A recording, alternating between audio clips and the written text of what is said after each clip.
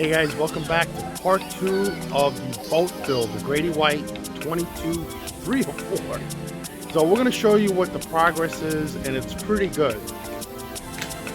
Alright guys, so here's the forward hatch of the Grady White. It's a fiberglass infused something. So there must be a piece of wood in here or somewhat, and they just fiberglass the whole thing. It's pretty strong. And what they do is they run pieces of wood like that and screw it right into the hole. Now don't forget, this is an 86. I'm not sure if they still use this method. And then they put those pieces of plywood. It's just regular plywood. I'm not sure if it's marine plywood. And there's the stringer. Now we believe that the stringer wasn't fiberglassed, but I think it was. Here's a hole. I'm gonna fill that hole up. And what they did is they just left this empty. They could have put a hatch for more storage, but I guess they didn't. And you can see there's water in there, and we're gonna clean all that out. Maybe put another bilge pump. So we have the old bilge pump right there. That's the old one. And we installed a new bilge pump, or we're going to, which goes in here. And here's the new float right there.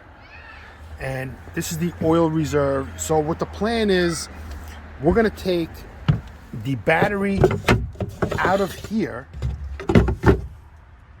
Okay, so this is where the battery is now. We're gonna have two batteries, and we're gonna rewire it because the battery cable's all frayed. So this is the positive and negative, and it's the plastic's all coming off. And we have new wire, which is right here. And what we're gonna do is we're gonna install the batteries under here, and the battery tender switch is gonna go under there, so you don't have to go all the way to the back of the boat to use the battery selector switch. Well, the way it was wired was each one of these were in tandem. So all these gauges were wired together. So if one gauge failed, the whole system would basically go down. So with that junction box, if one goes down, they're all still gonna work. And this is the switch panel, which is pretty good. Here's the horn. We're gonna put other switches here. And this is gonna be the bilge pump right there. And these will be free. You know, there'll be like navigation lights, the LED lights, the GPS and whatnot. And the horn is right here. It used to be over here somewhere. And this is the charging station. So originally it was the opposite. So we just moved everything up and down so it's easily accessible. And what we're doing now is we're running the wire here for the lights underneath, for the LED lights in the boat. So you can see how nice and cavernous that is. So basically they make so many different variations of this boat. So like if you bought, let's say like a overnighter with a cabin, this would be a cabin. And they would just redo the stringers, and you'd be able to go in, you wouldn't have that. You know, this is a pretty wide boat. So that's where we're at now. So we're gonna run the cable for the battery. We're gonna have two batteries, and then this section here is gonna be freed up. And what we're planning on doing is putting a saltwater washdown pump in here, and we're just gonna run a hose through here and out. That's gonna go into the water with a filter, so we could just take the filter and clean it in case it gets clogged.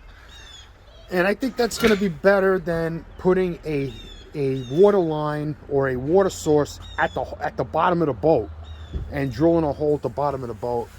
And you know, if one day you ever wanted to convert this boat into a 4-stroke, you just take that out and you'll have all this storage in here, you know, for whatever you want to put. So that's where we're at so far. Yeah, so we're gonna do this. We changed the we adjusted the float because the float wasn't working properly, and the float switch, sorry for all the waviness, is right here for the fuel gauge. So the fuel gauge, when you turn the boat on, it would read a quarter. Originally it was like 3/4 and then half, and then we adjusted it down to 0. So basically what you do is you just take the float out and you adjust it until it reads 0. So now when we fill the tank up, it'll read properly. You know, or else, let's say it would have been to a half, we would have had a half a tank and it would have been full. Here's the original speedometer for the boat. Yeah, so we're here, and this is it. You know, we're basically continue to work, and we're charging the battery. Our battery went dead. So our plan for today is to run this cable, set up the LED lights, and then we'll be on our way. So this is all the wire for the LED lights. These are all big projects. It's no joke putting these boats together. That's why they cost so much money.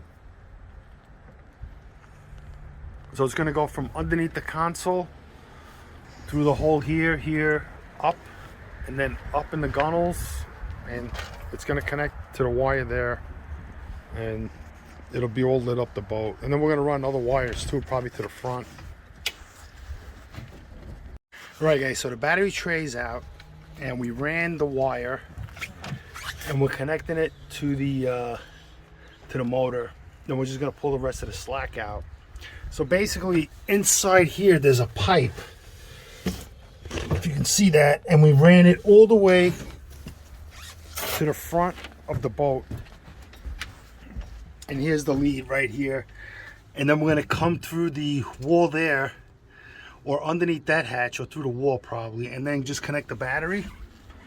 And we're going to use the existing battery tray, which was no fun taking out, and clamp it down. Then we're going to get another battery tray like this, and we'll be set. We'll be all set with the batteries. Here's the brand new battery, and this is the motor. There's the oil feed. So it goes from, it pumps from here into here, and then it feeds oil to the motor, and that's where these motors have a lot of problems, is this feed here. I'm not sure why. Maybe the oil gets dirty somehow and it clogs the system up. I don't know, but the hot wire is connected, and then we're going to connect the ground to the motor.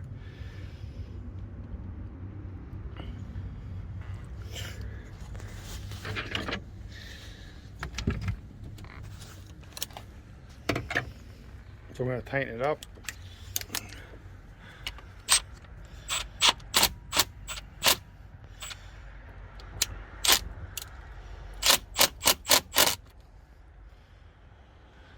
And that's it. Here's power.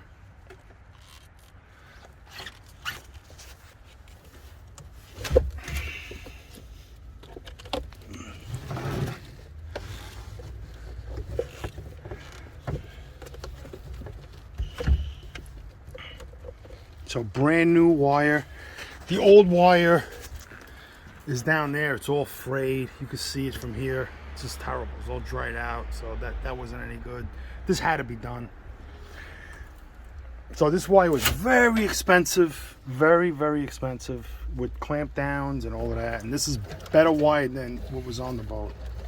So you can see here's the negative wire. It's all, the plastic is all frayed. So we're gonna get that out. You can see how frayed that is. All the coating came off.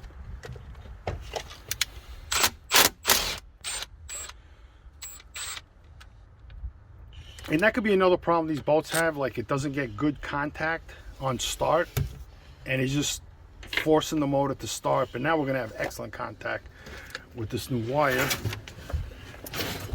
So we're gonna pull this out. I believe it's this one.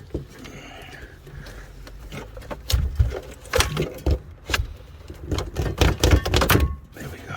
So So that's, so you can see that it's all taped, and I mean, it's from 1986, so it did its job for the amount of time that it was on the boat.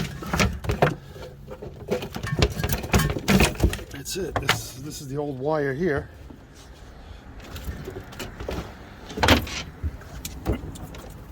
Oh, look at that. Look at that. That's terrible. So this boat would have had starting problems. And that's why a lot of these motors actually break down, because they have starting problems. And you're forcing it to start, and you're going to have a bad issue. So now we got the new wire through. And we're going to put it through here. This is the ground. Wait, let me come this way. Hold on.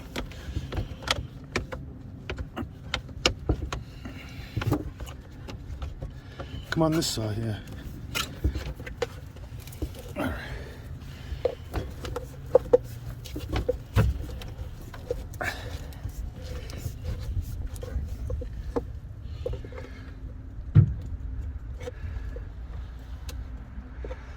And then whatever the slack is, we'll just take it up on underneath the console. You know, it's better to have extra wire than have not enough wire. So there's the ground. That's it. So we'll pull out the rest of the slack. Put that in. That's it.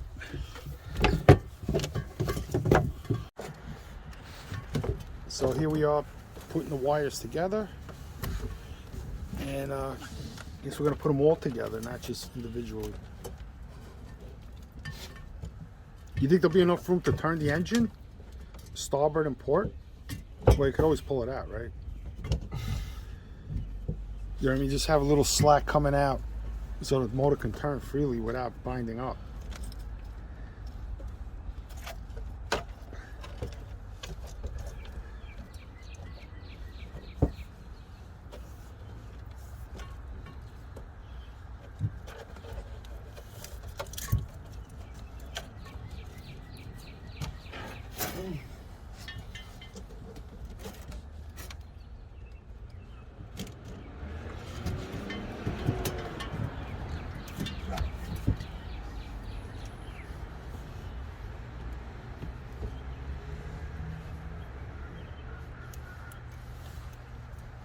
A lot of zip ties. Yeah, it looks nice and clean now, instead of a wired mess. I'm surprised Grady White didn't do that originally. You know, put something, but maybe they didn't have zip ties back in 1986. Did they? Yeah. Bro, you got to see the zip ties I got. They're like 3 feet long.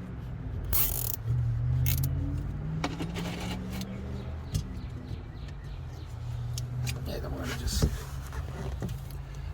slip them off. Oh, wait. Okay.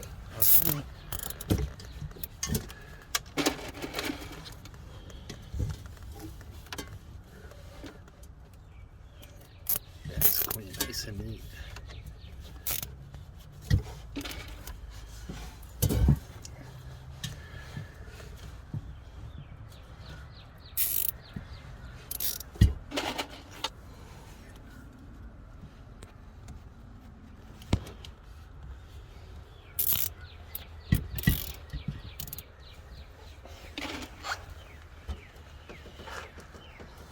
$175. You figure 175 is probably, with 2 strokes, as powerful as a 200 4-stroke. Just out of the holes. These things just have so much power.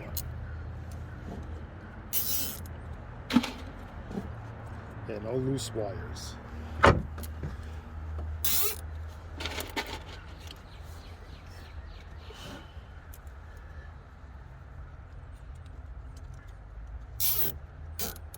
All right, go turn the wheel. So we're gonna turn the wheel, see if anything binds up.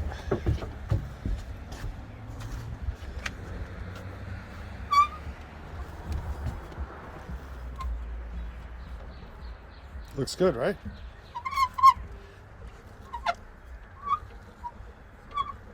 Yeah, good. It's all the way? Yeah. Starboard and aft.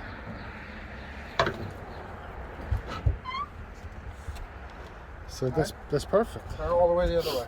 It was all the way. I know, do it again.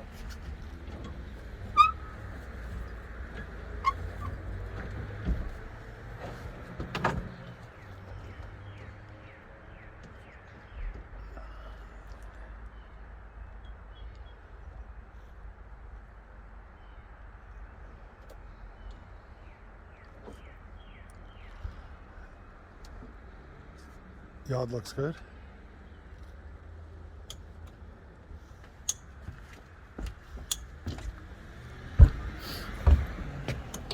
So cutting off the snips, so I guess it's good. Yeah, that looks so much better than all that loose wire. What about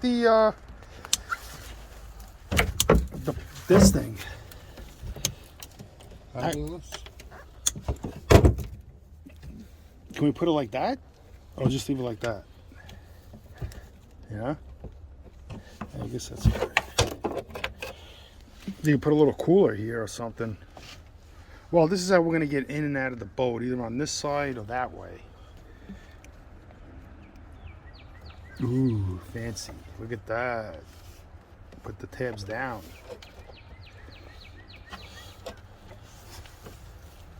That's nice. Would have been nice like red tabs. Add a little color to it. Kind of neat that looks. Professional. And once all this is all cleaned up, it's going to look mint. This is where the wash comes in, and then it hits this backboard, and then it flushes out through the scuppers. Okay. So now we got another storage compartment for whatever you want to put in there. I think you're going to get life jackets in there, but... Alright guys, so we solved the problem we were having, and that's on the trim. So this is the trim wire right here, and we're going to splice it in. That's the temp wire. Oh, so I'm sorry. So this is the temp wire, and there's another wire here that's for the trim. So we found that, and we traced it all the way back to the console, because originally this gauge here, being the trim, wasn't working.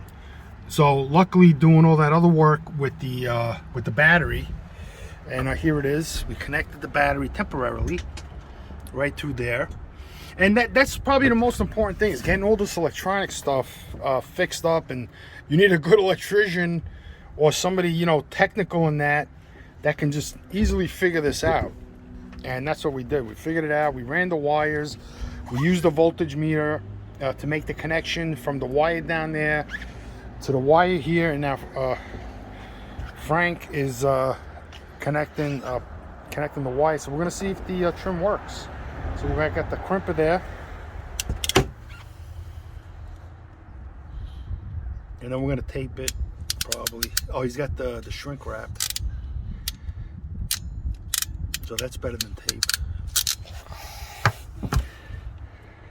It's tight. There you go. Lighter. Torch. So we got the torch. It's right here. And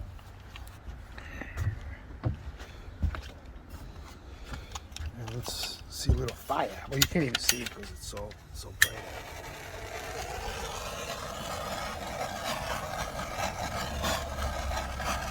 Yeah.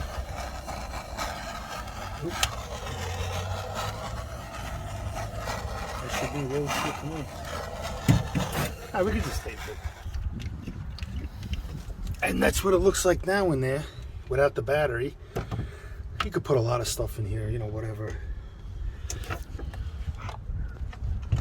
But I think Grady White should have originally put the batteries up in the front, but we figured out that they just didn't want to spend, they don't want to spend the money on the wire coming all the way here. Is the trim working? No. So we're drilling out the solenoid. As you can see over there, it broke off the sending unit, and that's why the solenoid is not working the front trim. We ordered it, $70 part. I got it online, 52 bucks. Somebody must have got the wrong part and returned it. And we're drilling it out, and we're just gonna put a new screw in. And then the trim should work. I mean, you really don't need it, the trim gauge, but it's nice to have everything working. So we ordered this trim unit. Once we get that, we're gonna just cut those 2 wires and just hook it up. We should be good to go.